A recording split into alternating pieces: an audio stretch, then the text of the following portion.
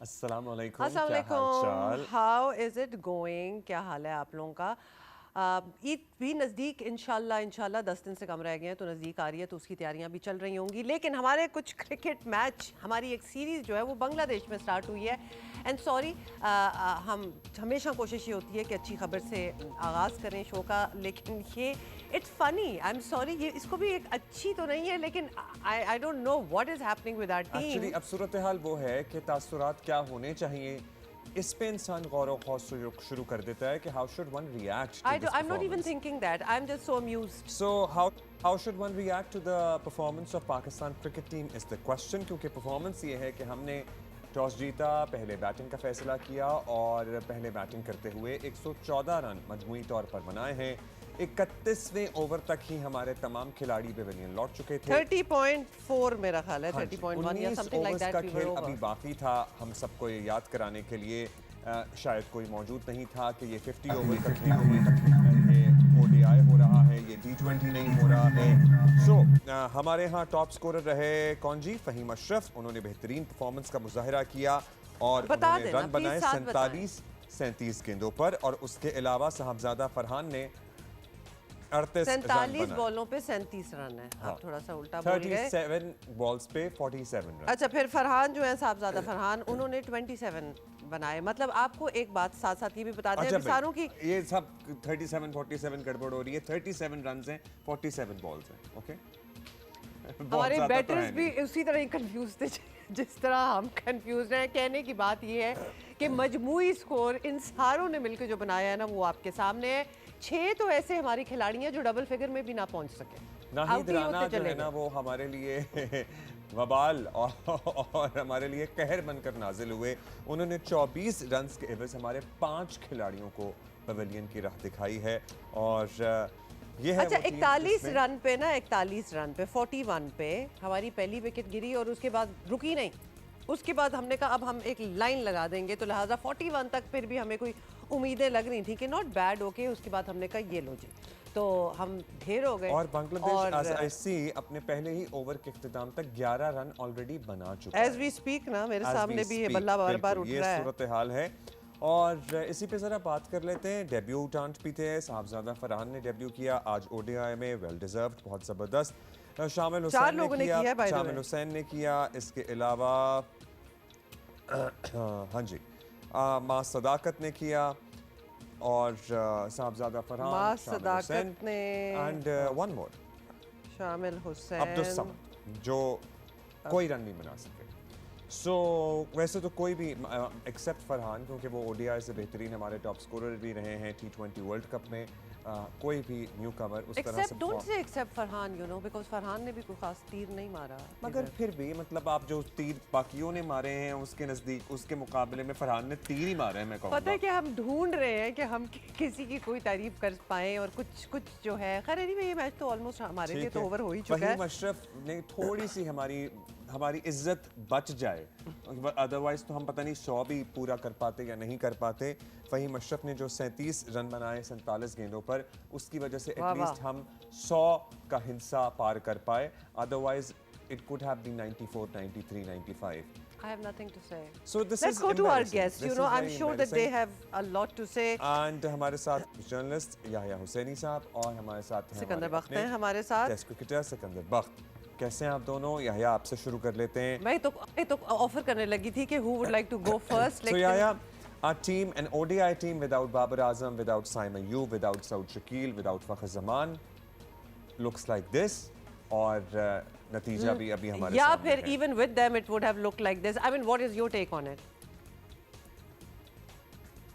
देखिए, मैं कहाँ से शुरू करूँ, क्या कहूँ, मेरे तो समझ नहीं आ रहा आज की परफॉर्मेंस के ऊपर। हाँ, ये मैं जरूर कहूँगा कि ये है आपकी bench strength.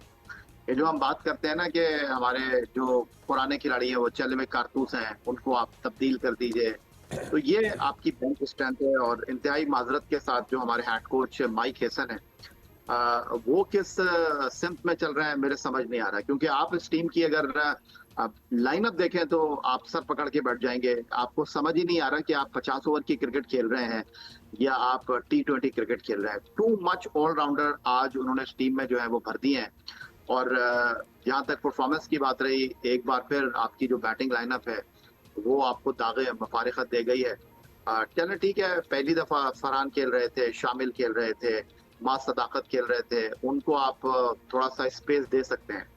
But Mohammad Rizwan को आपने T20 क्रिकेट से बाहर कर दिया है। उनके पास वाइट बॉल क्रिकेट में अपने आप को मनाने का एक बेहतरीन मौका है, लेकिन आज उनके पास नाहिद राना के पेस का कोई जवाब नहीं था। मैं तो बांग्लादेश के कप्तान की फील्ड सेटिंग से हैरान हूँ कि जो उन्होंने फील्ड सेट की हुई थी और जिस तरह पाकिस्तान की बैटिंग जो है वो खिजा नसीदा पत्तों की तरह यहाँ पर बिखर गई, समझ से बाहर है। जो मेरा सबसे बड़ा कंसर्न है वो पाकिस्तान टीम की इस नाकिस कारकर्दगी से ज्यादा पाकिस्तान टीम की टीम सिलेक्शन है। आप 2 रेगुलर फास्ट बॉलर के साथ खेल रहे हैं, इतने ज्यादा आपने इस मैच में ऑलराउंडर भर दिए हैं कि आपको समझ ही नहीं आ रहा कि आपने जो श्रीलंका और भारत में होने वाले ICC T20 वर्ल्ड कप में गलतियां की, उससे आपने वहाँ से कुछ कुछ नहीं सीखा भी है। सीखा। तो ये हमने नहीं वहाँ सीखा। भी तो यही किया था कि ना हम सिर्फ ऑलराउंडर्स पर ऑलराउंडर्स मबनी एक टीम बनाकर हमारा सारा इन्हिसार उसी पे होता है। We need full time batters, बल्कि सिकंदर आप भी अपना बताएं, what do you think of it कि हम ऑलराउंडर्स की भी बात कर रहे हैं और 4 डेब्यू हमने एक ही मैच में मतलब करा दिए। ये भी, इसका भी कोई प्रेसिडेंस है या फिर this we are the only ones who did something so daring? देखें, हालात बदले, ग्राउंड बदला, टीम बदली, फॉर्मेट बदला, परफॉर्मेंस नहीं बदली, ना जज्बात भी वही रहे। जज्बात भी वही हैं, सब गुस्से में होंगे कि ये हुआ क्या। आप ये देखें कि 50 रन पे हमारे 9 खिलाड़ी आउट, फिर उसके बाद 73 रन पे पूरी की पूरी टीम आउट हुई। मतलब पहले 41 for 1 और 73 पे रन देके पूरी टीम जो है वो आउट हो गई। अब मुझे यहाँ पर ना सिर्फ और सिर्फ यंग क्रिकेटर्स के ऊपर थोड़ा सा अफसोस हो रहा है कि वो सारा नजला आप देखिएगा इन बच्चों पे गिर जाएगा। जो नए लड़के आए वो आए और वो कहेंगे जी उन्होंने कुछ नहीं किया, ये क्या किया। पेस के आगे सब फंस गए, यानी कि बाउंसर्स में सब फंस गए। आप ये देखो पेस के आगे कोई बाउंसर्स और पेस के आगे कोई नहीं चल सका। ये हुमा ने भी आपसे सवाल किया, मुझे बताइएगा नए लड़कों पे नज़ला होपफुली नहीं गिरेगा क्योंकि अभी तो उन्हें बहुत ज़्यादा चांसेस मिलने चाहिए, लेकिन 4 लोगों को एक ही साथ एक ही मैच में इस तरह से डेब्यू कराना ये सही स्ट्रैटेजी होती है या कुछ बैलेंस करके चलना चाहिए आपको? मेरे ख्याल से बैलेंस करके चलना चाहिए। मैं दोपहर के प्रोग्राम में भी ये बोला था कि हमने आज फिर 8 नंबर तक बैटिंग रखी, ठीक है। अब्दुल समद कौन है मुझे नहीं पता, ठीक है। ये 2-3 दफा गए बेचारे पे, 1-2 दफा खिलाया, फेल हुए, आज भी बेचारा फेल हो गया। हुसैन तलत वही बैट्समैन, वो 6ठे नंबर पे, 5वें नंबर पे आगा, 4थे नंबर पे रिजवान और फिर शुरू के 3 लड़के ओपनर। अब मुझे सिर्फ ये बता दें कि रिजवान किस तरह आउट, वही तरीके से आउट हुए जो सारी जिंदगी हम उनको आउट होते हुए देखेंगे। आउटसाइड ऑफ स्टंप उन्होंने चुंच किया है और वो आउट हो गए। और हमने जो है अभी जो याया ने बात की, हमने दोपहर के प्रोग्राम में भी ये बात की, ये टीम की सिलेक्शन क्या थी। आपके पास अब बॉलर कौन है? आपके पास ये शाहीन कर रहा है गेंद इस वक्त और इसकी स्पीड आ रही है 139, इसकी उम्र और नाहिद राना की उम्र एक जितनी है, ठीक है। और उसकी 145 आ रही थी, हमारे वाले की 140 तक नहीं पहुंच पा रहे। आपके पास 2 बॉलर हैं, वसीम जूनियर एक बॉलर है कि जो बेचारे को एक मार पड़ी थी बस निकाल दिया, अब वो उसको नहीं खिलाया। हारिस रऊफ बाहर बैठे, तो फहीम खेलेंगे, वो खेल रहे हैं। स्पिनर में आपके पास कौन है? मतलब सबसे मजे की बात देखें, स्पिनर में सिर्फ इब्रार हैं। आप मां सदाकत सुना है कि लेफ्ट आर्म स्पिन करते हैं, मैंने आज तक नहीं देखा। आज हम जब वो बॉल करेंगे तो देखेंगे। फिर आगा, मतलब ये कौन सी बॉलिंग टीम आपने सेलेक्ट की है? कम से कम 2 तगड़े स्पिनर्स तो रखते, कम से कम फैसल क्या नाम है उसका, फैसल जो है उसको खिलाते आप, उसको आपने खिलाया ही नहीं। अच्छा, as we speak, by the way, sorry Sikandar, बीच में हम ये भी बता दें कि बांग्लादेश इस वक्त 2.3 ओवर्स में 27 कर चुका है। मतलब लिटरली ऐसे 4 और ओवर्स इनको मिल गए ना, 3-4, तो then the match is literally done. उनके पास कोई प्रेशर नहीं है, उनको सिर्फ 115 रन कर दे, वो आराम से खेलते जाएंगे।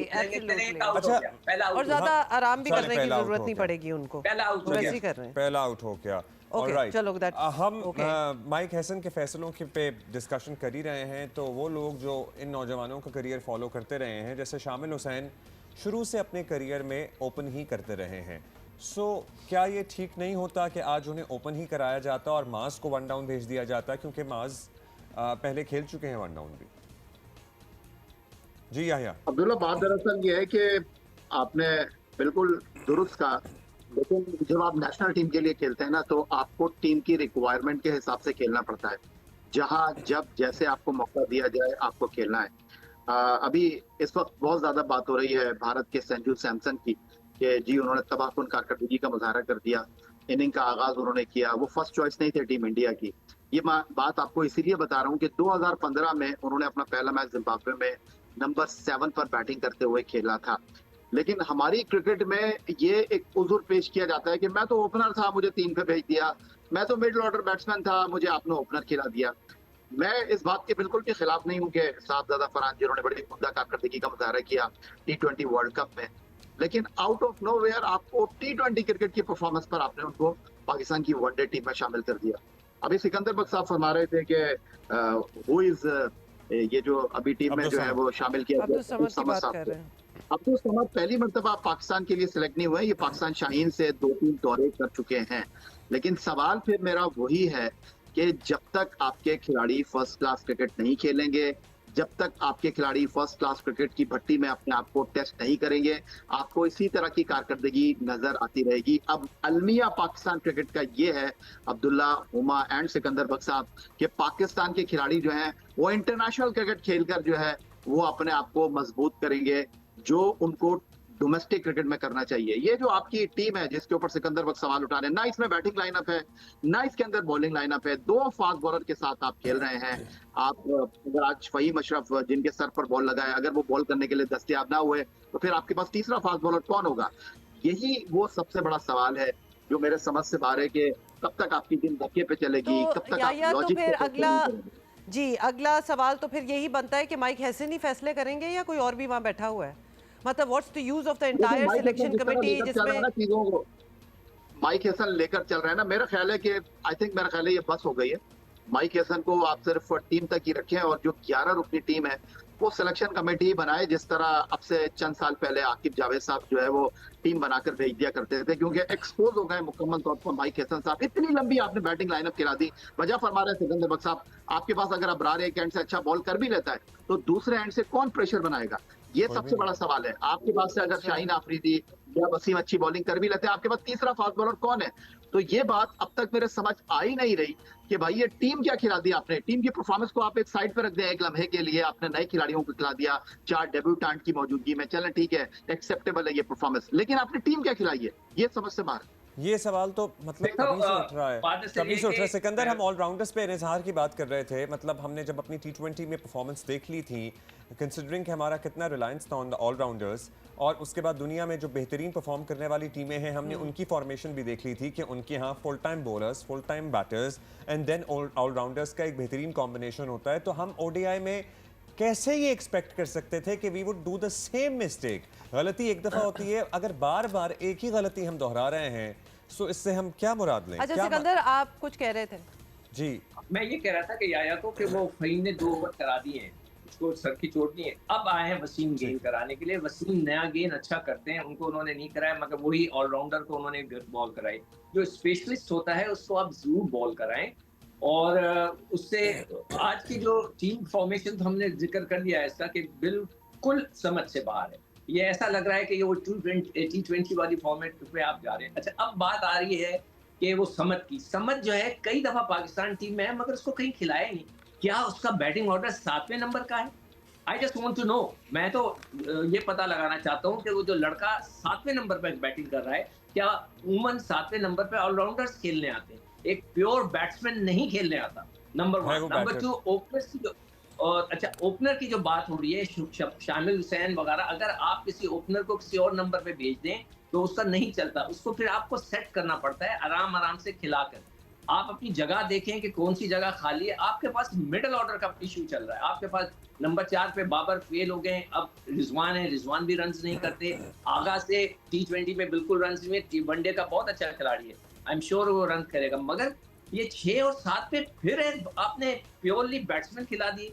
तलत, हुसैन तलत जो है वो एक अच्छा बैट्समैन है, 6 नंबर का नहीं है वो। अब 6 नंबर पे तो थोड़ा सा तेज खेलने वाले प्लस थोड़ी बॉलिंग कराने वाला प्लेयर होता है वो। अच्छा सिकंदर, bowling अगर कराते हैं चूंकि वैसे। We are talking about ODI, तो बाबर की और साइम की परफॉर्मेंस ODI में तो बेहतर ही रही है।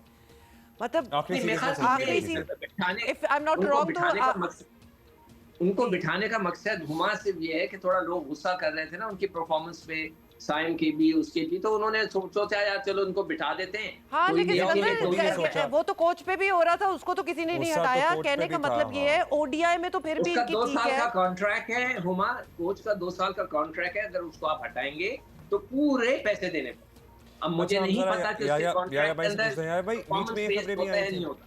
जी, वो पैसों का मामला ज़रा फंस जाता है। यार भाई, बाबर आजम ने खुद उज़र जाहिर किया था कि ही इज़ नॉट अवेलेबल, या फिर उनको सेलेक्ट ही नहीं किया गया? कहीं से ये भी select ही नहीं खबरें किया गया। कहीं से ये भी खबरें भी आ रही थी कि he probably does not want to play right now and focus on bringing back his original technique, जो ओरिजिनल उनका गेम था। देखिए, अभी जो सिकंदर बख्श साहब ने बात की, मैं बिल्कुल टोटली उनके साथ इत्तेफाक करता हूँ। उन्होंने कहा कि बाबर और साइम को आपने इसीलिए टीम में नहीं रखा कि गुस्सा था, और आराम आपने करा दिया, इसमें कोई दो राय नहीं है। आप जाइए डोमेस्टिक क्रिकेट में परफॉर्म कीजिए। लेकिन जो इंतहाई अफसोस के साथ बात मैं करने लगा हूँ, जहां तक पहले आपके सवाल का जवाब दे देता हूँ। देखिए, माइक हेसन इस टीम में बाबर आजम को चाहते थे, लेकिन जो कारकर्दगी रही, जिस तरह वो टीम को लेकर गए, तो थोड़ा सा सिलेक्शन कमेटी ने अपने मसल्स शो किए, और उनकी टीम में बाबर थे, लेकिन इस टीम में बाबर नहीं है। और इस टीम मैनेजमेंट को बताया गया कि जी बाबर नहीं जाएंगे आपके साथ। अब रही जहां तक टीम सिलेक्शन की बात, और ये बड़े अफसोस के साथ दोबारा से मैं ये बात करने लगा हूं कि हम ऐसे खिलाड़ियों को टीम में मुंतखब करते हैं कि हम घूम फिर कर पुराने खिलाड़ियों की तरफ देखें और हम कहें कि जनाब यही हमारे पास प्लेयर हैं, और देखें हमको इनको मजबूरी के अंदर लेकर आना पड़ रहा है। अगर आपने बाबर आजम को ड्रॉप किया था, ठीक है, आपने नए खिलाड़ियों को मौका दिया है, वाई सऊद शकील को आपने इस टीम के साथ क्यों ट्राई नहीं किया? वो हाँ। सऊद शकील जो पाकिस्तान टीम के वाइस कैप्टन है, वो सऊद शकील जिन्होंने 2025 चैंपियंस ट्रॉफी में लास्ट मैच में अगेंस्ट इंडिया 50 रन किए हैं। कोई ऐसा प्लेयर आपने देखा है जो परफॉर्म करके टीम से बाहर हो गया है? ये एक माइंड सेट है।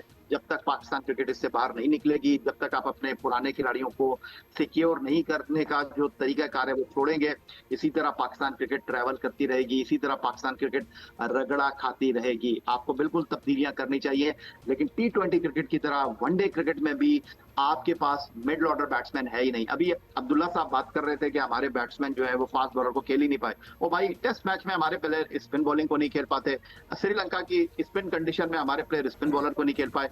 तो भाई ये कौन सी टीम है? ये कौन सी पेशेवराना टीम है? मोहम्मद और रजा आगे साहब जिस बातें तो वर्ल्ड बहुत कप की करते हैं। तैयारी के लिए हमने फोकस किया हुआ है, या कम से कम 27 बयानात दे रहे हैं, वहाँ पे ऐसी ही पिचें होंगी।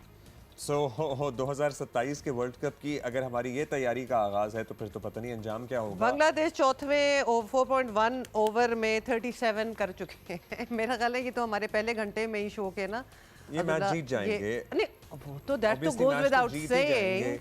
लेकिन है ही। सिकंदर, क्या होता है कि दोनों टीमों में, बस लास्ट हम आपसे ये पूछ लें कि दोनों टीमें एक ही कंडीशंस, ठीक है, उन्हें होम ग्राउंड और होम कंडीशंस का Advantage। एडवांटेज है, लेकिन इतनी स्टार्क परफॉर्मेंस हो दोनों टीमों के बल्लेबाजों में, प्लेइंग या मुझे बस वो दोबारा मैं रिपीट करूंगा, मुझे नए बच्चों पे अफसोस है। ये बेचारे नए बच्चे रगड़े में आ जाएंगे।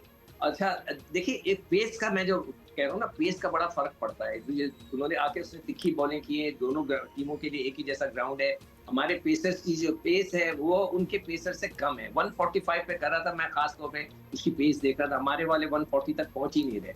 तो ये बहुत बड़ा फर्क है पेस का। और फिर हमारे लड़कों का मुझे लगता है कि जो जहनी कैफियत है जो नए बच्चों की भी है, वो T20 वाली है। शॉट्स वो वही खेल रहे थे। किसी का मतलब उसका शामिल लड़का नाम है उसका, वो उसका बड़ी तारीफें सुनी, मतलब उसका फुटवर्क मुझे नजर नहीं आया। अगर गेंद शॉर्ट ऑफ लेंथ होती है तो बैक पे जाते हैं आप, और उसको बैक एंड क्रॉस जिसे कहा जाता है। हाँ, वैसे वो ये उनका मुख्तसरन- बिल्कुल नजर नहीं आया। उन्होंने अपने मुख्तसरन- खड़े शॉट किया। हाँ, ये टेक्निक पे भी तो हम बात करेंगे faulty आगे हैं चलकर सारे। के, जो वो मुझे जो नए सारे लड़के faulty हैं। नजर आ रहे हैं।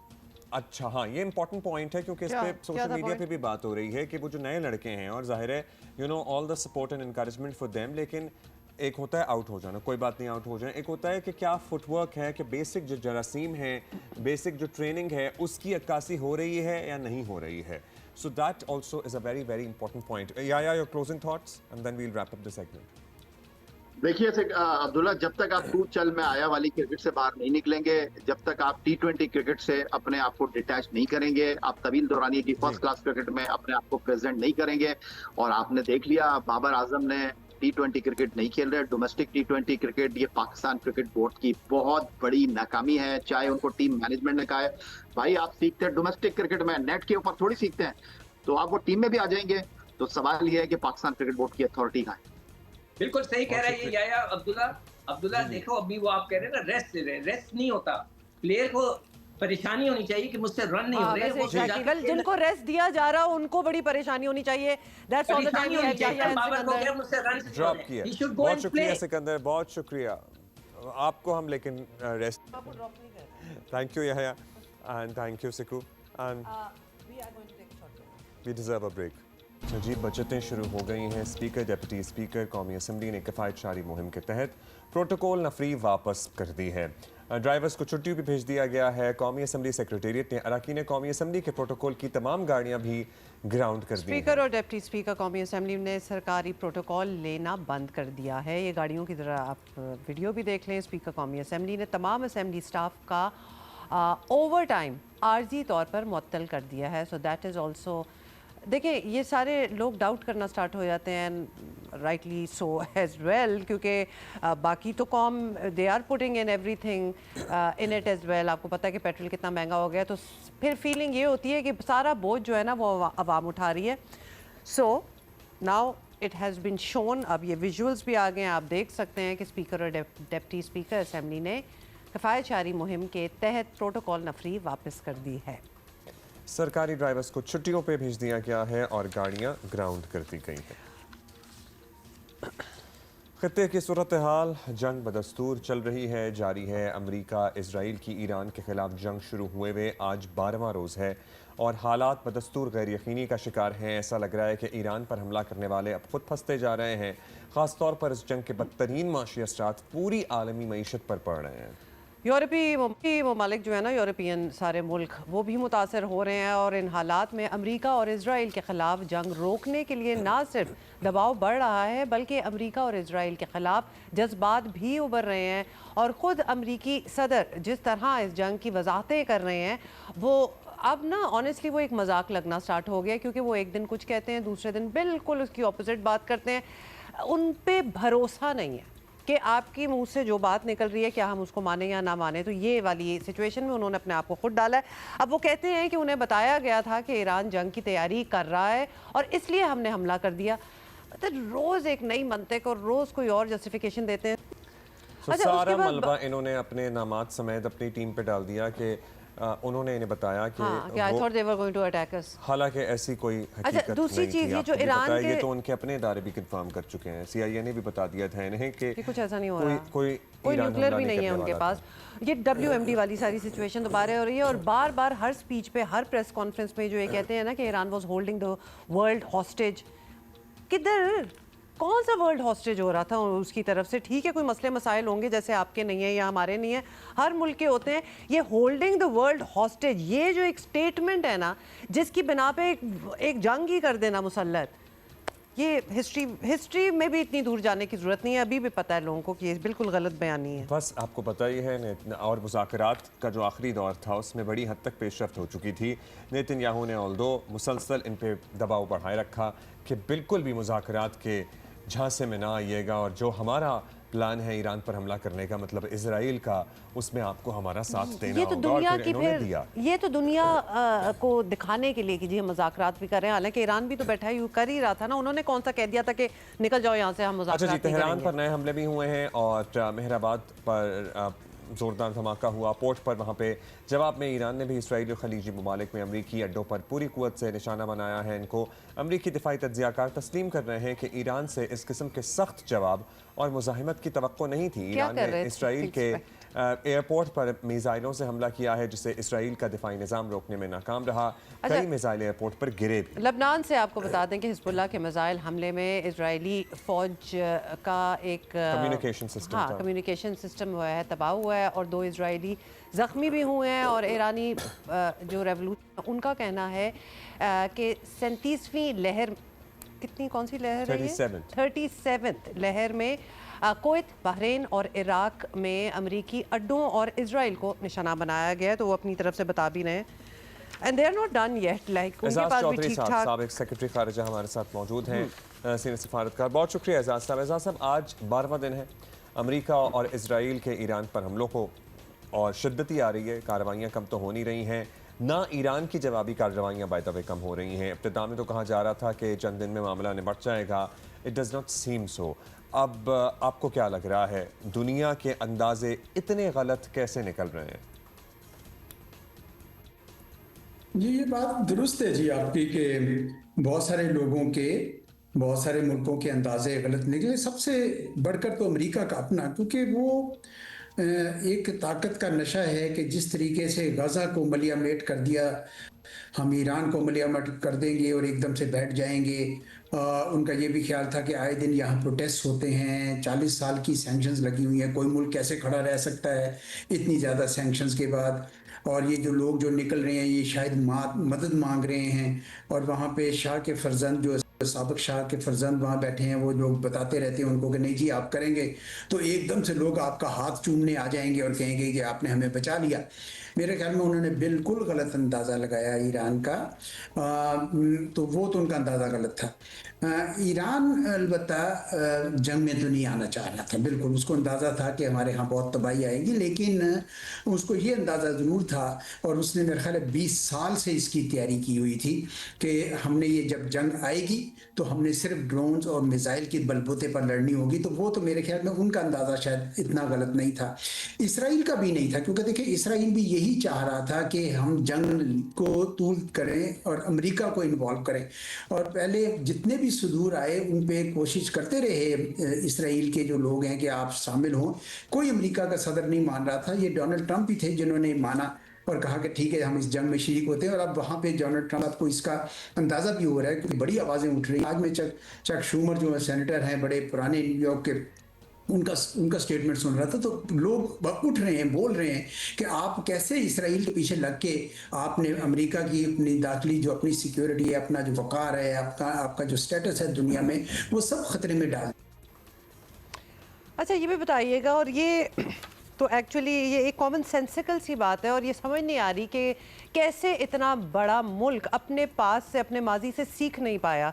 सदर ट्रंप के गुज़िश्ता 2-4 दिन के बयानात देखें तो अब इसमें कोई शक नहीं रहा कि ईरान पर हमला एक बड़ा कंफ्यूज माइंडसेट है, बड़ा कंफ्यूज फैसला था और गैर मुसद्दक़ा अतलात पर डेफिनेटली बुनियाद करता था। और यही हमने इराक जंग में भी देखा है, बहुत साल पहले वियतनाम में भी हमने यही देखा था। अब सवाल तो फिर एजाज चौधरी साहब यही बनता है ना कि अमेरिका तारीख से क्यों नहीं कुछ सीख पाया?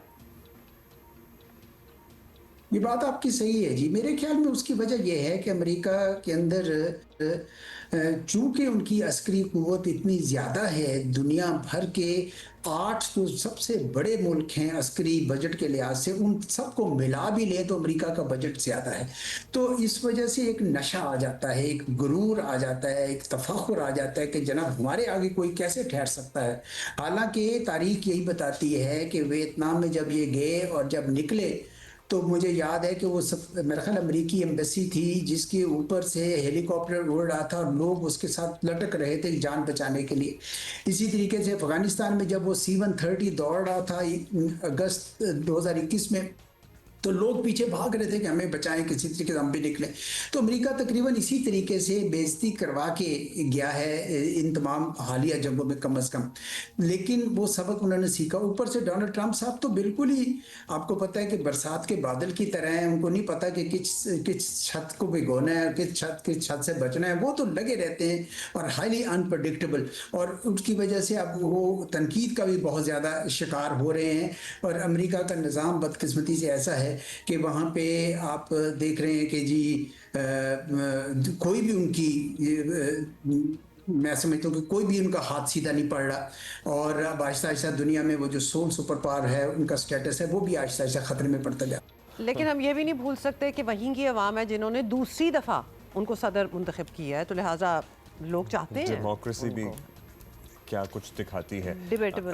अच्छा बताइएगा एजाज साहब, जैसे जैसे दिन गुजर रहे हैं, चीन और रूस और बासर यूरोपीय ममालिक पर दबाव पड़ रहा है कि वो किसी तरह ये मामला ख़त्म कराएं। कौन सा मुल्क या आलमी ताकत या इदारा, कोई आपको लगता है किरदार अदा कर सकता है कि सभी किसी की बात सुन लें? Do you see anybody, you see anyone? लेकिन सबसे ज़्यादा अहम तो खलीज की रियासतें हैं, क्योंकि वो इसलिए कि उनके लिए ये तो ज़िंदगी और मौत का मसला आ गया। अगर इसराइल ने जिस तरीके से इन पे हमला किया, इनके ऑयल रिजर्वायर्स पे हमला किया, और उसी तरीके से अगर इस ईरान उनके ऑयल इंस्टॉलेशन पे हमला करना शुरू करते हैं, वहाँ तो आग ऐसी भड़केगी कि वो ख़त्म नहीं होगी। और अगर उनके डिसैलिनेशन प्लांट्स के ऊपर उस ईरान ने हमले करने शुरू कर दिए तो वो तो प्यासे मर जाएंगे वहाँ पे लोग। तो वो मेरे ख्याल में उनके लिए सबसे ज़्यादा अहम है कि वो अमेरिका से जाके गए कि जनाब आपने तो अड्डे बनाए थे हमें बचाने के लिए, आप ही ने हमें सबसे ज़्यादा वल्नरेबल कर दिया। तो उनके लिए इस वक्त उनको पूरा वफद बना के वहाँ भेजना चाहिए, हाईएस्ट लेवल पे अमेरिका से बात करने चाहिए। ये वो काम नहीं कर रहा है अमेरिका का जो सिक्योरिटी अम्ब्रेला था उनको जो दिया गया था।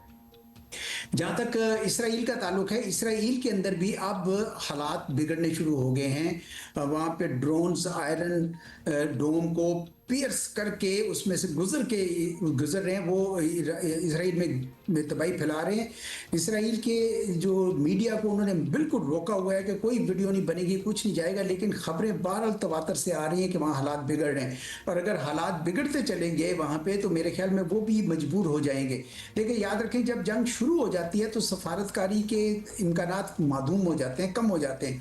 ऐसे में सिर्फ जिस एक फरीक का पल्ला भारी पड़ता है या दूसरे का जिसका कमज़ोर पड़ता है उस वक्त ही फैसला होता है और सफारतकारी बीच में आती है। तो इसलिए एक तो गल्फ़ की रियासतें, दूसरा ईरान, अगर इसराइल पे वो मौका आ गया या अमेरिका के अंदर अगर शोर होगा बढ़ता चला गया तो वो करेंगे। ईरान का मुझे लगता है कि वो डट गए हैं, मुझे नहीं नज़र आ रहा कि वो किसी भी किस्म का सरेंडर करेंगे। वो अपनी सर्वाइवल की जंग लड़ रहे हैं। आप कह रहे हैं जी खलीजी ममालिक का किरदार सबसे ज़्यादा अहम हो सकता है, उनके लिए तो ज़िंदगी मौत का मसला है। और जिस तरह ईरान पे भी उनके वाटर डिसैलिनेशन प्लांट्स पे निशाना बनाया गया और उसके नतीजे में उन्होंने बहरीन में वही कार्रवाई की। अब ये तमाम ममालिक, इनके लिए तेल तो अल्लाह ताला ने इन्हें नवाजा है लेकिन पानी नहीं है इनके पास। हाँ, पानी नहीं है, लेकिन जो इनके साथ हो रहा है इनको भी इतना ज़्यादा बैठ के बर्दाश्त नहीं करना चाहिए, बोलना शुरू कर देना चाहिए अपने एलाई अमेरिका को कि ठीक है फ़ाइन, बच तो जाएंगे हम इससे, और but this is not on. कब तक चलेगा? अच्छा, so they should be putting pressure along with the European nations on the US। एक ब्रेक के बाद हाजिर होते हैं। अच्छा, ज़रा बात कर लेते हैं। सोशल मीडिया पे बड़ी तस्वीरें वायरल हुई हैं, ख़ासतौर पे दुबई एयरपोर्ट से दिखा रहे हैं कि हज़ारों की तादाद में पैसेंजर्स जो हैं वो वहाँ फंसे हुए हैं। कुछ फ़्लाइट्स चल रही हैं, कुछ नहीं चल रही। अच्छा, बड़ी कन्फ्यूजन एक है। पाकिस्तान भी अब आ रही हैं, देर से आ रही हैं, लेकिन पाकिस्तान जो शाम 6 बजे जो फ़्लाइट पहुँचती है एमिरेट्स की, वो रात 9-10 बजे, परसों 9 बजे, फिर 10 बजे पहुँची। तो ये फ्लाइट ऑपरेशन जो है ना, ये फुली फंक्शनल 12th डे है आज, तब भी फुली फंक्शनल नहीं है। Let's talk about it. जहाज चलाएं, जिसमें शायद इस्लामाबाद के लिए भी उन्होंने एक जहाज चलाया। अब्दुल नदीम डोगर साहब इन मामलात पे गहरी नज़र रखे हुए हमारे साथ मौजूद हैं। डोगर साहब, क्या सूरत हाल है पर्टिकुलरली इन दो एयरपोर्ट्स की अभी बात कर लें, दुबई एंड दोहा। दुबई जो है बहुत ज़्यादा एक्टिव हो गया है पिछले तकरीबन कल जो था, जो 60% जो फ़्लाइट्स थी उन्होंने लैंडिंग टेक ऑफ की है दुबई एयरपोर्ट से। इसी तरीके से जो शारजा है, फ्लाइट्स हैं या नॉर्मल फ्लाइट्स हैं, नॉर्मल ऑपरेशन उनका है। और पाकिस्तान भी आ रहा है, जैसा कि पाकिस्तान भी तकरीबन अगर हम रेशो देखूँ मैं, आज का जो था 83 फ़्लाइट जो हैं वो मनसूख हैं और 72 ऑपरेट हो रही हैं आज, जो ख़ास तौर पे दुबई और शारजा इन उसकी हैं। तो मजमूई तौर पर पाकिस्तान की 1600 परवाज़ें मुतासर हुई हैं इस 12 दिन में। और अगर हम ओवरऑल देखें तो 40,000 फ़्लाइट्स ऐसी हैं। तो वो कहते हैं ना कि मरने वालों के साथ मरा नहीं जा सकता, और फिर इंसान है ज़ाहिर है अल्टरनेट देखता है। तो कल से जो एक बिल्कुल डेड लेवल पे था बहरीन, उसने एक एफ़र्ट की है, तकरीबन 21 के 22 के करीब उन्होंने जहाज़ उड़ाए हैं, एक कानवाई की शक्ल में हमने उसको मॉनिटर किया। कैसे? तो की वो शक्ल में वहाँ से निकले एक साथ, यानी 1 घंटे के अंदर उनकी 21 फ़्लाइट्स ने टेक ऑफ किया वहाँ से, और वो मुख्तलिफ एयरपोर्ट से लैंड किया, ताकि बेसिकली वो रेस्क्यू किया उन्होंने अपने जहाज़ को, जिसमें 9 कार्गो फ़्लाइट्स भी थी। अब उन्होंने अल्टरनेट ये किया है कि जो दमाम उनका नियरेस्ट एयरपोर्ट है उसको बेस बना रहे हैं। बहरीन की मैं बात कर रहा हूँ, बहरीन की जो गल्फ एयर है, तो वहाँ से ये लोग अब आज से अपना ऑपरेशन स्टार्ट कर रहे हैं पूरी दुनिया में। इत्तेहाद का क्या स्टेटस और इत्तेहाद का जो है वो 40% पे चल रहा है। इत्तेहाद नहीं मैं कहूँगा, मैं अबू धाबी एयरपोर्ट की बात करूँगा, ठीक है। और वो उनका तकरीबन जो है वो 40% पे ऑपरेशन चल रहा है वहाँ से, और दुबई का 60% पे है। शारजा का कोविड में भी सबसे आखिर में खोला था उन्होंने मुल्क, और इसमें भी जरा अब उन्होंने मेरे ख्याल है 10 तारीख को कुछ फ्लाइट्स चलाई हैं। लेकिन डेली बेस पे उनकी तकरीबन 40 फ्लाइट्स अप एंड डाउन की कतर से दोहा से उड़ान भर रही हैं। खास तौर पे जो पहले तो लोग उनके जो फंसे हुए थे उनको वहाँ से रेस्क्यू कर रहे हैं। अब ऐसा जब एक प्रैक्टी है तो अल्टरनेट उन्होंने अब ये चलाना शुरू कर दी हैं। तकरीबन 40 के करीब उनकी अप एंड डाउन की हैं जो जाती हैं और वापस आती उन्होंने हैं। कुछ ना कुछ निज़ाम जो है वो शुरू कर दिया है। हाँ, फुकट का एक ताज़ा तरीन खबर है हमारे नाजरीन के लिए कि वहाँ एक एयर इंडिया के तैयारे ने फोर्स लैंडिंग करने की कोशिश की है, जिसको उसका नोज जो है, नोज व्हील जो है वो पूरा वो हुआ है, तो उन्होंने रनवे डैमेज किया। एक ही रनवे है वहाँ का, तकरीबन 20 के करीब फ्लाइट्स डाइवर्ट हुई हैं और अभी तक तो बंद है। कुछ क्लियर। शुक्रिया रोगा साहब। आज बड़ा अमन था जब हम ऑफिस आ रहे थे ना। आज यौम अली के सिलसिले में भी आपको पता है स्कूल्स वगैरह बंद हैं, लेकिन वैसे भी जरा हम ऑस्टेरिटी मेजर्स की भी बात कर रहे थे। मुल्क को किसी दबाव का सामना हो, मौसम कुछ ऊपर नीचे हो जाए, किसी भी बहरान का खदशा हो, हुकूमतें पहला फैसला ये करती हैं कि स्कूल कॉलेजेस वगैरह बंद हो जाते हैं, यूनिवर्सिटियाँ बंद हो जाती हैं। ईरान की जंग के बाइस भी जो पेट्रोल और गैस की किल्लत पैदा हुई है, उसमें किफ़ायतशारी इक़दामात में ऐलान यही किया गया कि सरकारी इदारों में हफ्ते में 4 दिन काम होगा और साथ साथ स्कूल, यूनिवर्सिटियाँ, कॉलेज बंद होंगे। और फिर सरकारी दफ्तर जो हैं उनमें हाजिरी 50% हो जाएगी, तो 50% को आप वर्क फ्रॉम होम पे कर दें। और ये तो कोई ऐसे मुश्किल फैसले नहीं हैं, किसी भी वक्त किए जा सकते हैं और इससे पेट्रोल की बचत में शायद ही वैसे कोई फ़र्क पड़ेगा। और असल काम मार्केट्स और रेस्टोरेंट्स के औकात जो है ना उनको लिमिट करना, उनको मुकर्रर करना, बिकॉज मार्केटें हमारी उसी तरह ही खुली हुई हैं। And I wonder why are we always so scared to talk to the traders, क्योंकि पता होता है शायद वो मानेंगे नहीं। एंड आई गेस ईद भी आ गई है सर पे कि this is not the right time कि मार्केटों पे कदगन लगाएं, महंगाई का ना लगाएं। लेकिन जो आप करना चाह रहे हैं ना वो किफायतशारी, और आप ऑब्वियसली क्योंकि ये अल्लाह ना करे बहरान टाइप सिचुएशन में हम जा सकते हैं, तो फिर इट्स ओनली ये स्कूलों को बंद करना and all that, this is just dent in, ये ड्रॉप इन दी ओशन वाला सीन होगा। आपको सब कुछ करना पड़ेगा बंद, ये हाफ वे नहीं हो सकता अब्दुल्ला। तो जब तक ये बाज़ारों और रेस्टोरेंट्स के खोलने और बंद करने के औकात मुकर्रर नहीं किए जाएंगे, गाड़ियां सड़कों पर रहेंगी और पेट्रोल की बचत की तमाम तर कोशिश जो है ना वो बेनतीजा ही रहेंगी। सुबह 4 बजे तक वाला सिलसिला कुछ खत्म करें, मतलब 12 बजे तक, सहूर्स जो चल रहे हैं 1 बजे तक कोई सिलसिला हो सकता है। और स्कूल्स का ज़ाहिर है हर्ज होता है, लेकिन बहुत सारे स्कूलों ने ऑलरेडी छुट्टियां आगे ईद के साथ प्लान की हुई थी। फिर पेपर्स जो हैं वो डिस्टर्ब नहीं हो रहे हैं, पेपर्स जिनके हैं वो तो होंगे ही। काशिफ मिर्ज़ा हमारे साथ मार्च टू 31 मार्च आपको बता दें कि तालीमी इदारे जो है ना वो बंद रहेंगे, मतलब इस वीकेंड से ऑनवर्ड्स। काशिफ मिर्ज़ा हमारे साथ मौजूद हैं, प्रेसिडेंट हैं all Pakistan private school federation के। सो काशिफ साहब, हम सबसे पहले तो आपसे ये कि this is not the first time, हमने अभी कितने मौके ऐसे गिनवाए जब स्कूल्स वगैरह बंद होते हैं या ऑनलाइन शिफ्ट हो जाते हैं। कितना फ़र्क पड़ता है, सिलेबस कवर करना कितना मुश्किल हो जाता है, आपका जो निसाबी कैलेंडर है, how does it get affected by all these measures?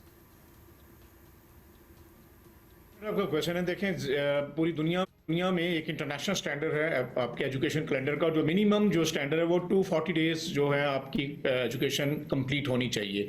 अच्छा, इसमें जो आपका एग्ज़ाम के जो डेज़ हैं वो शामिल नहीं होते, तो इसका मतलब है कंटिन्यूसली अगर आपके पास 240 डेज़ हैं तो फिर वो आपका बच्चे की उसकी एजुकेशन और उसकी जो एज है उसके मुताबिक, वो सलाहियतों के मुताबिक वो रखा जाता है।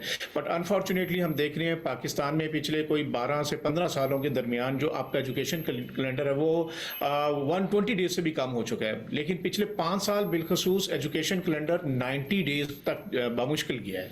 और ये साल अगर जिस तरह से गवर्नमेंट ने मुसलसल गुजारा है 25, इसके अंदर तो एजुकेशन कैलेंडर का तो बिल्कुल ही आपके सामने है, ये तो 90 से भी अनफॉर्चुनेटली दिखाई दे रहा है ये कम जा रहा है। तो इससे क्या होता है कि आपके बच्चे की एज के मुताबिक जो उसकी लर्निंग एबिलिटीज़ हैं वो उसको मीटअप नहीं करता, और वो जो रिक्वायर्ड डिज़ायर्ड आपकी कैपेबिलिटीज़ हैं वो उसके ऊपर मैच अप नहीं होता। तो फिर जब वो नेक्स्ट क्लास में जाता है तो पिछला गैप भी मौजूद होता है, तो फिर वो कंटिन्यूस एक गैप जो है उसको आगे मिलता चला जाता है। और अगर वो गैप पिछले 5-7 सालों में रहेगा तो फिर उस फाउंडेशन के ऊपर असर होगा। यही वजह है कि आपको बोर्ड एग्जाम दिखाई देते हैं कि अनफॉर्चुनेटली पूरे पाकिस्तान के अंदर जो बच्चों के रिजल्ट्स हैं, चाहे वो ग्रेड 10 के हों या इंटरमीडिएट लेवल पे हों, चाहे ओ लेवल्स के इवन अंदर भी आप देखेंगे वो बहुत जो है सीवियर डिक्लाइन हुआ है, और इसका इम्पैक्ट फिर उनकी थ्रू आउट अगले करियर है।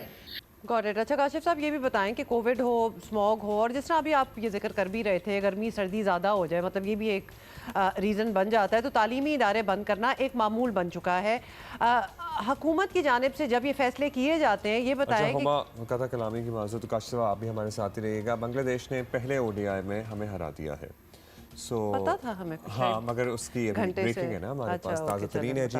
मैच अब अख्तिताम को पहुंचा है और पाकिस्तान को पहले एक रोज़ा मैच में बांग्लादेश के हाथों 8 विकेटों से शिकस्त हुई है। पाकिस्तान ने पहले खेलते इबरतनाक हुए, शिकस्त। हाँ, इबरतनाक इज द राइट वो वर्ड। सामने लिखा हुआ है ना। हाँ, सो पहले खेलते हुए 114 रन हमने बनाए थे और बांग्लादेश ने सिर्फ 2 विकेटों के नुकसान पर ऑलमोस्ट 15 ओवर्स में 16वें ओवर की पहली गेंद खेलते हुए ये टारगेट अचीव कर लिया। उन्होंने ये टारगेट अचीव किया 16वें में, हमने 20-21 लगाए हैं ये टारगेट देने में। सिकंदर वक्त हमारे साथ मौजूद हैं। सिकंदर, मतलब अगर बैटिंग करना, इस बल्लेबाजी करना इस पिच पे इतना ही मुख्तलिफ होता तो फिर थोड़ा बहुत मुश्किल उन्हें भी आनी चाहिए थी, तो हमें ज़रा तसल्ली रहती। यार देखो, अभी किसी ने बड़ा अच्छा रिकॉर्ड बताया, मेरी जरा लाइट थोड़ी सी डाउन है। किसी ने बड़ा अच्छा कहा कि पिछले 2 सालों में पाकिस्तान ने तकरीबन 26 में से, मैंने यहाँ लिखा हुआ है 26 ओडीआईज में से तकरीबन 11 ऐसे ओडीआईज हैं जिसमें पूरे 50 ओवर ही नहीं खेले हमने। और ये एक बड़े अलार्मिंग की बात है कि हम ऑलमोस्ट 45% मैचेस के अंदर जो है ना पूरे ओवर नहीं खेले। और आप ये देखें कि मुझे सबसे ज्यादा 2-3 चीजें मैंने नोट की। उन्होंने सिर्फ 5 एक्स्ट्रास दिए हैं जिसमें 1 वाइड है। हमने 13 एक्स्ट्रा दिए, 114 रन हुए उनके, 13 एक्स्ट्रा दिए, 13 के 13 वाइड बॉलिंग की हमने। तो हमारा बॉलिंग कोच है कौन है? अब मेरे जहन में तो ये भी आना शुरू हो गया कि हमारा बॉलिंग कोच कौन है कि जिसने इनके क्या वाइड बॉलों को कंट्रोल नहीं कर सकता था। अच्छा, अब और चीजें जो है, हमारे जो फास्ट बॉलर थे किसी की पेस 140 पे टच नहीं की, उनके 144 पे वो नाहिद राना कर रहा था। तो हमारी बॉलिंग का फर्क। और आप बॉलिंग में देख लें, शाहीन, वसीम, इब्रार, इसके अलावा कोई रेगुलर बॉलर ही नहीं हमारे पास। आगा ने 2 ओवर कराए और फहीम अशरफ ऑलराउंडर, उसने 2 ओवर कराए। तो हमारी जो टीम सिलेक्शन थी वो वेरी सॉरी टू से इतनी मजेदार नहीं थी कि हमने एक्स्ट्रा बॉलर फुल टाइम रखना चाहिए था ताकि हमें प्रेशर तो डालते, मगर जब बैटिंग में इतना बड़ा लॉस हो जाए तो फिर आप क्या कर सकते हैं? मतलब है कि आपके पास कोई जवाब ही नहीं होगा बॉलर्स के पास। अच्छा, कोई एक भी नहीं चल पाया ना सिकंदर। आप मुझे बताइए, उनके आप देख लीजिए, उन्होंने 2 विकेटों के नुकसान पर ये टारगेट अचीव भी कर लिया। ठीक है, टारगेट बहुत ही आसान था, उन्हें कोई मुश्किल भी पेश नहीं आई है। हमारे यहाँ जब ये मैं जानना चाहता हूँ कि कंडीशंस बहुत कोई मुश्किल थी, पिच बहुत मुश्किल थी, या उनके गेंदबाजों ने इतनी तबाहकुन बॉलिंग की है, या हमारे बल्लेबाजी इतने एवरेज निकल रहे थे कि उनसे खेला ही नहीं गया?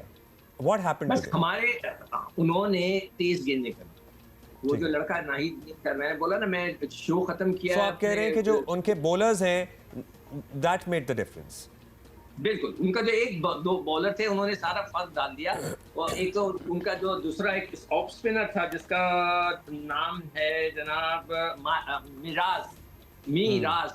मिराज, उनका एक बॉलर जिसने 3 आउट कर दिए 29 रन देके, और राणा ने 5 आउट कर दिए 24 रन देके। देखिए पेस, मैं जो बार बार बात कर रहा हूँ, पेस का बड़ा फर्क पड़ता है। 144 पे वो गेंद कर रहा था। हमारा कोई लड़का फुटबॉल किसी नए बच्चे का भी अच्छा मजेदार नजर नहीं आया।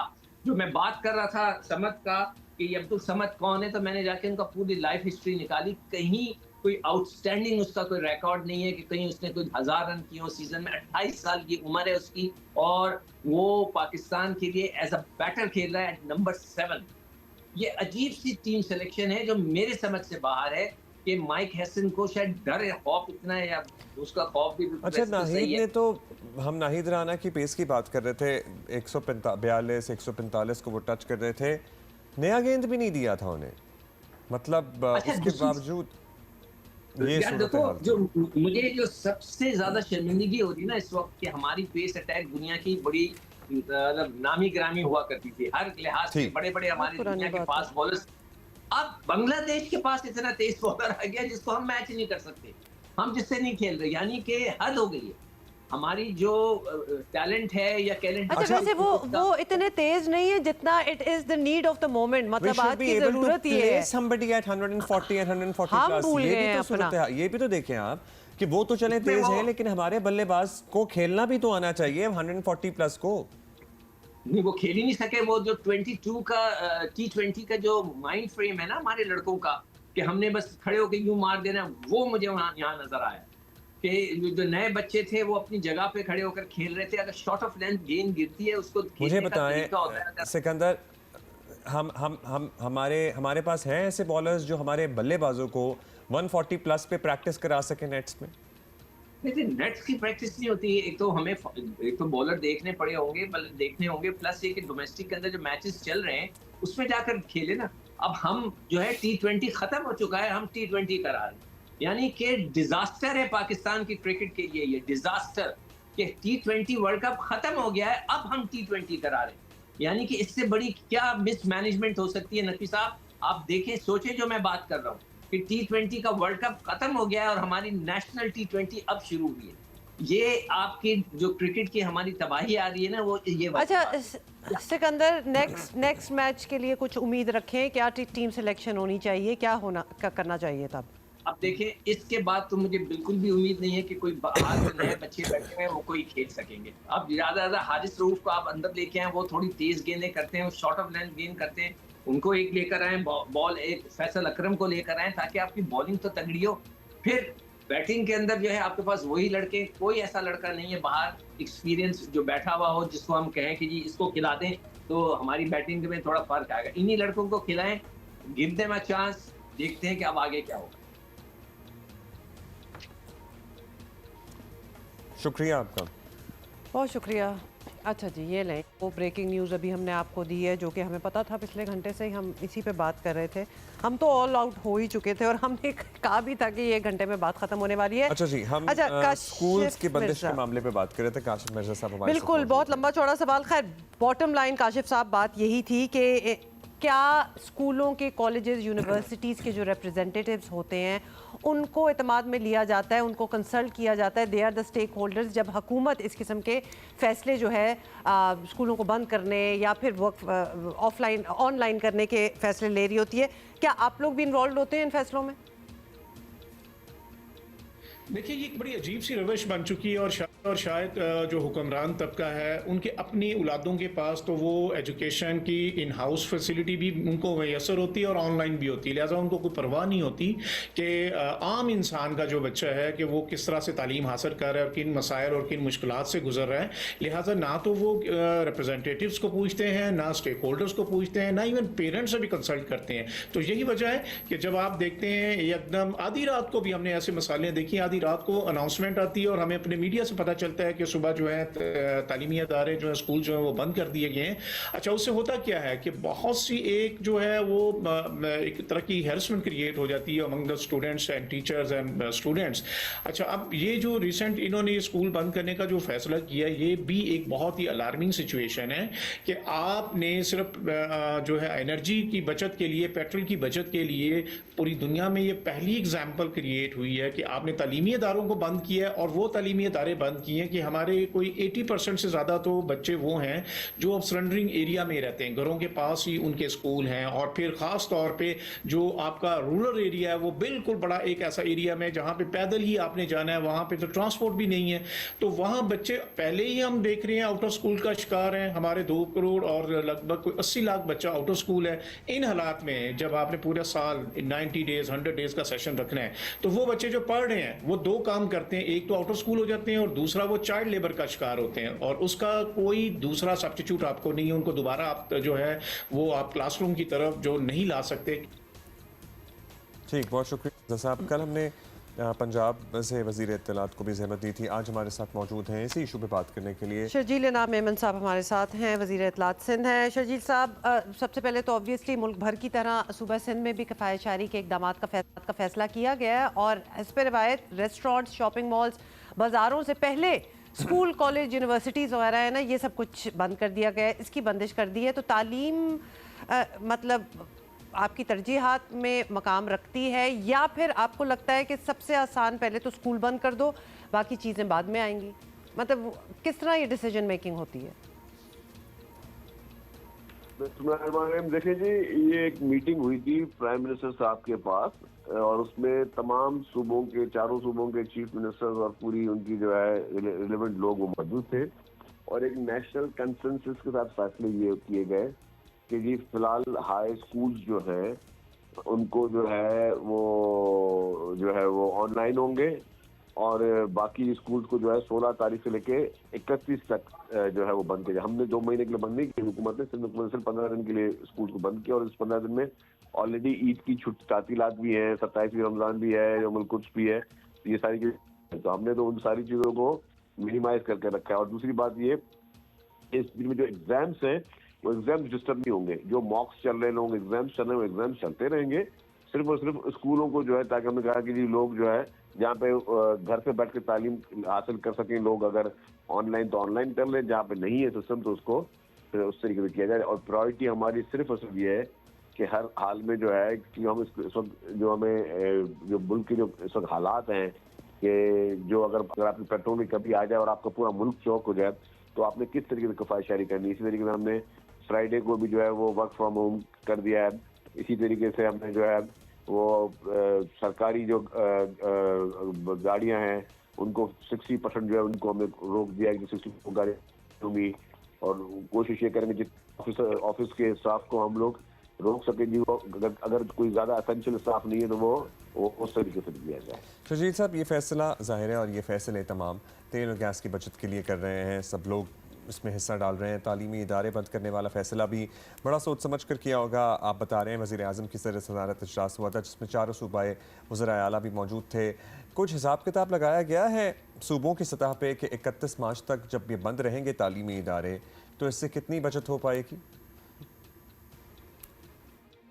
देखिए जी, इस वक्त ये है कि जी हमें जो मेजर हम पे आप देखते हैं शहरों में जब जाते हैं तो ज़्यादातर आपको रश आवर्स जो होती हैं वो आपको मिलती हैं स्कूल आवर्स में, क्योंकि हज़ारों लाखों बच्चे को उनको ड्रॉप करने के लिए और पिक करने के लिए जो है वो ट्रांसपोर्टेशन ज़रूरत होती है।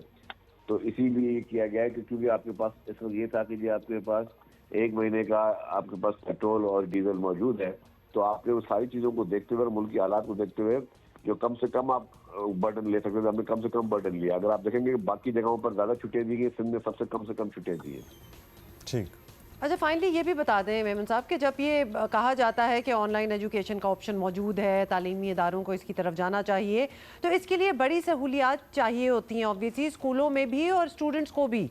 तो क्या वो सब मुहैया करना भी कोई हुकूमत का कोई ऐसा प्लान है कि you could be a part of it as well और वो भी प्रोवाइड करें?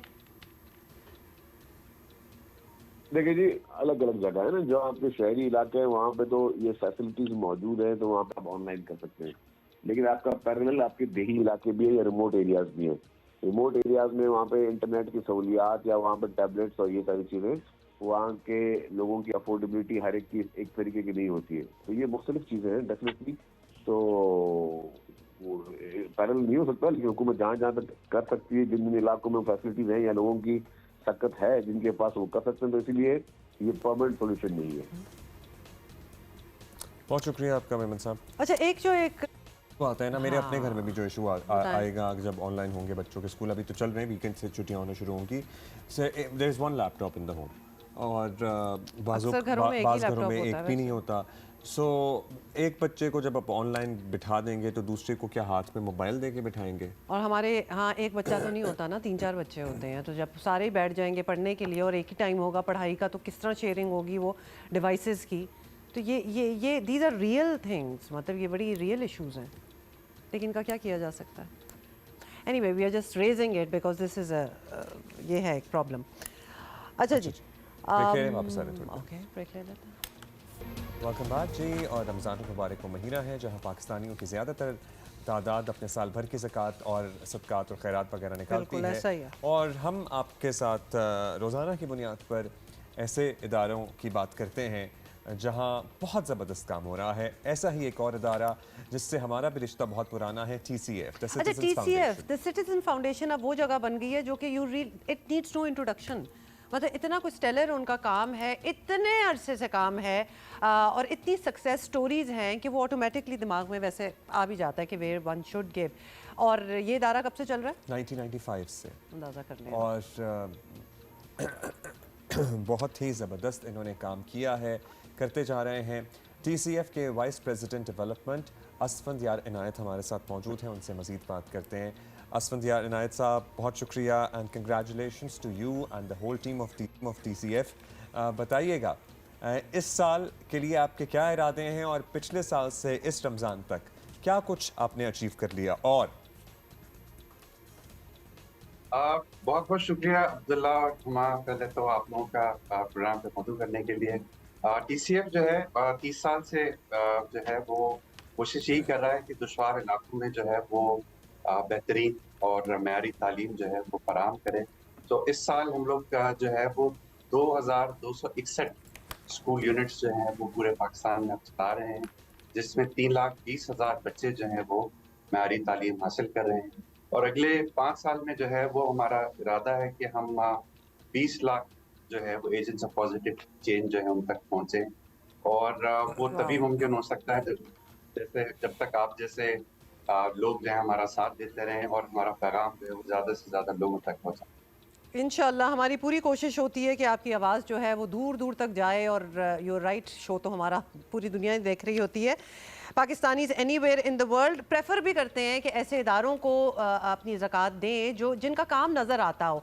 अब ये बताएं कि आपका जो TCF है ये इंटायरली ऑन ज़कात चलता है, कितने % जो होता है वो डोनेशंस और ज़कात पे होता है?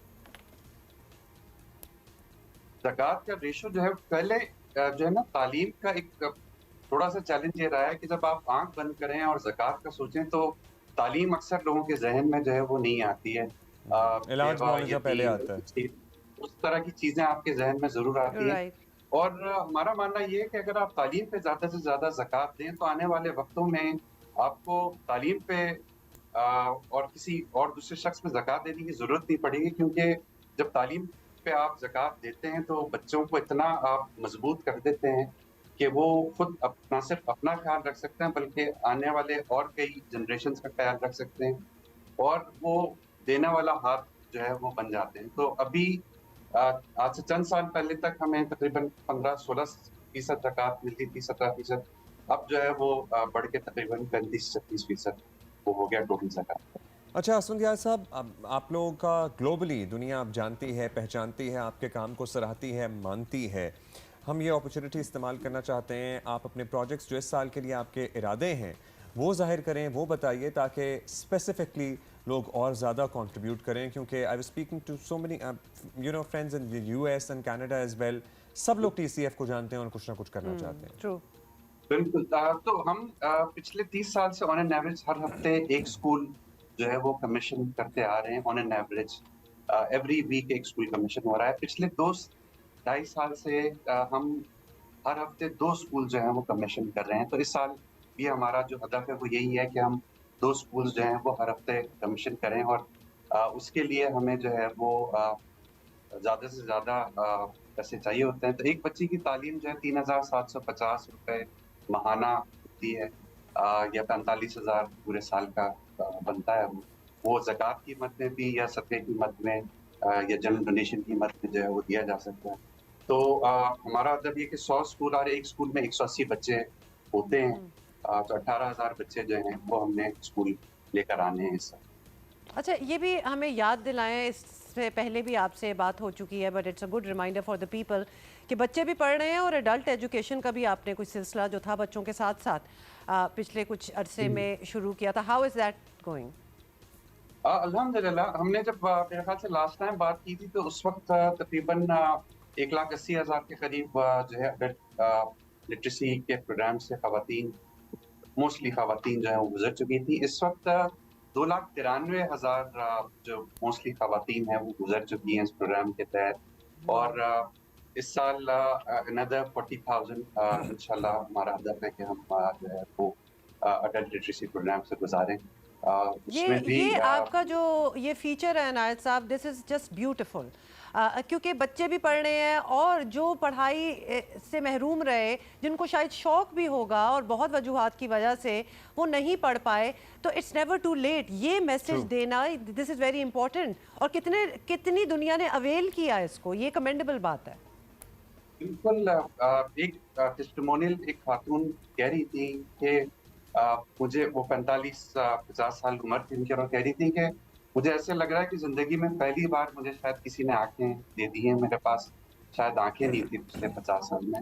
तो जस्ट इमेजिन कि एक 50 साल की खातून जो है बेसिक हिसाब किताब कर सकती हैं। एक खातून कहती थी कि वो एक्सपायरी दवाई दे देती थी बच्चों को, अब वो दवाई देख के देती हैं, भाई को खत लिख लेती हैं। तो बहुत बहुत And these stories, and then the stories of your students, you know, going abroad and, you know, taking scholarships and going to the best universities in the world.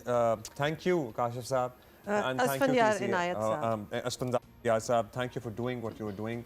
And TCF हमारे दिलों के बड़ा करीब है और हम दिल वैसे खोल के दें वैसे यहाँ हम वैसे भी इसकी Because- बात करते रहते हैं और इस महीने में तो खास तौर पर ये आपकी मदद डिजर्व करते And हैं। you would know that your donation is going at the right place अगर आप ऐसी इदारों में डालें. ब्रेक ले रहे हैं, वापस आएंगे। Okay. दूध अच्छा की जी। कीमतों में इजाफे का मुतालबा आ गया था, तेल की कीमतें बढ़ते ही और 100 रुपए फ़ी किलो इजाफे से कम का मुतालबा करना 100 रुपए। तो डेयरी फार्मर्स वाले शायद अपनी तौहीन समझते हैं। डेयरी फार्मर्स एसोसिएशन ने कमिश्नर कराची को ख़त में कहा है कि 100 रुपए इजाफे से कम पे बात नहीं बनेगी, ये ज़रूरी है। इस वक्त दूध शहर में 220 रुपए फ़ी किलो में बिक रहा है, जबकि डेयरी फार्मर्स का कहना है कि दूध की कीमत 320 रुपए तक की जाए। दो चीज़ें हैं इसमें, एक तो चीज़ ये है कि 100 रुपए इज़ टू मच, दूसरी चीज़ ये अभी तक लोग ख़त लिख रहे हैं, मतलब ख़त में उन्होंने लिखा, ये हम वैसे ही कहते हैं या एक्चुअल ख़त होगा? मतलब एक दरखास्त दी जाती है। I don't know why Shakir we Gurjar say साहब ख़त. हमारे साथ मौजूद हैं, सदर डेयरी फार्मर्स एसोसिएशन। शाकिर साहब, जब महंगाई आसमानों को छू रही है, अब आप पहले ही मुश्किल में है, बताइए आपकी कीमत बढ़ाना भी बनता है, लेकिन ये कुछ ज़्यादा नहीं है? ये महंगाई तो यकीनी तौर पे बढ़ रही है। जिस तरह सारिफ के लिए महंगाई बढ़ रही है, वो डेयरी फार्मर्स के लिए भी बढ़ रही है।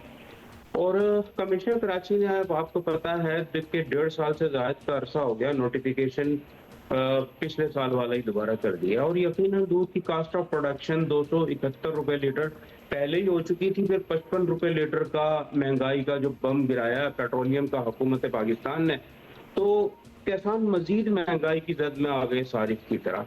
और हमने मुतालबा किया है दूध के रेट का नया नोटिफिकेशन फौरी तौर पर प्राइस ऑफ कंट्रोलर जारी करें ताकि किसान जिंदा रह सके।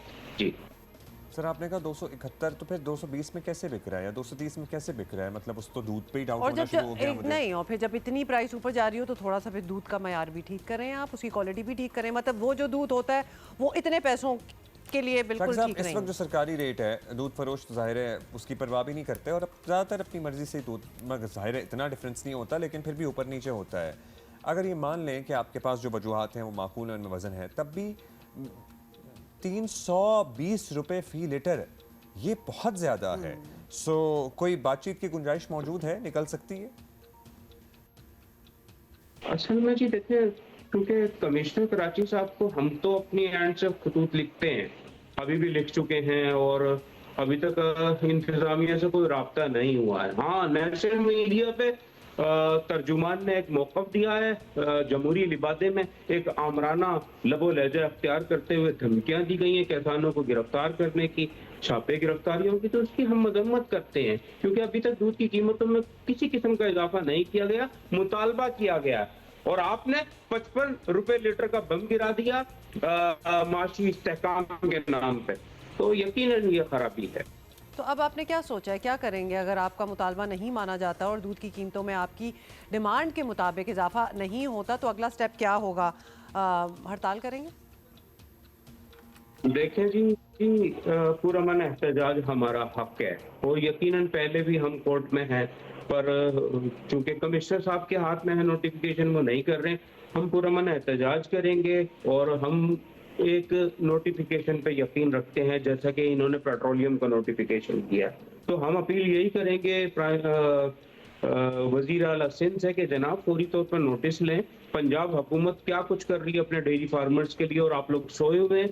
यहाँ पे डेयरी सेक्टर का जो मुस्तकबिल है वो खतरे में है। अगर आप नोटिफिकेशन जारी नहीं करेंगे तो यकीनी तौर पे यहाँ का फार्मर मजीद दिवालिये की तरफ जाएगा और यहाँ से डेयरी सेक्टर खत्म हो जाएगा। ओके, बहुत शुक्रिया शाकिर गुजर साहब, सदर डेयरी फार्मर्स एसोसिएशन। वैसे ये पुरअमन एहतजाज इन्होंने कहा ना कि हमारा हक है, हमारा पूरा मुल्क ना एट ऑल द टाइम थोड़ा सा पुरअमन एहतजाज में चल रहा होता है। पुरअमन मतलब हमारे बड़े चैलेंजेस हैं, हम सारे थोड़ा थोड़ा एहतजाज कर ही रहे होते हैं ऑल द टाइम, तो ठीक है, नो बिगी, करते रहें। और पुरअमन वैसे होना भी चाहिए। नहीं, पुरअमन एहतजाज इसीलिए उसको प्रीफेस दिया है हमने, नॉट जस्ट एहतजाज। अच्छा जी, I still can't get over match. The match. So जुमे को एक और मैच है, please be prepared for that. मैं तो कहती हूँ अभी से, वैसे ही ताकरातें चल रही हैं, तो क्रिकेट को भी बीच में डाल लें अपनी दुआओं की फहरिस्त में। कल मिलते हैं।